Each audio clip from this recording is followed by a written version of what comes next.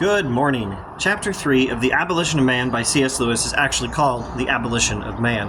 Before going over Part 3, we better review Part 2, or Chapter 3, Chapter 2. The teaching that there are some real, objective values in the world, some things that matter, independently of human perception. That teaching is fundamental, Lewis explains in Chapter 2. You can explain one value in terms of another. My favorite example, I suppose, would be explaining the value of human happiness by explaining that human beings are valuable.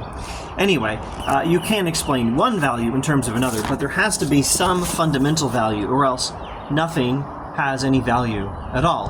The fundamental value is how we justify things. It's not in itself a thing we justify. Lewis uses a word from Chinese philosophy for describing this teaching about fundamental value, the Tao. The only alternative to acknowledging an unjustified Tao is a complete rejection of moral objectivity, and that means willfully doing what we want to do just because we want to do it.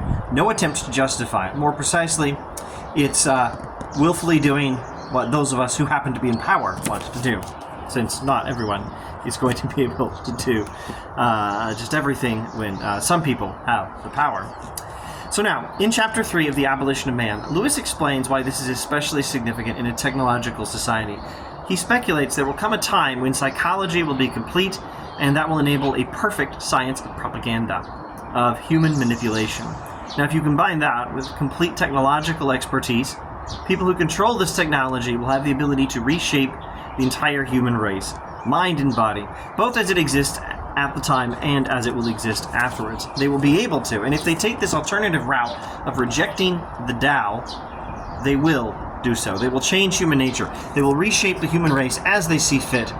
Or, actually, more precisely, since they've rejected the Tao, and therefore they don't even recognize any concept of fitness, no concept of objective value by which you could say that one way of reshaping the race is better than another.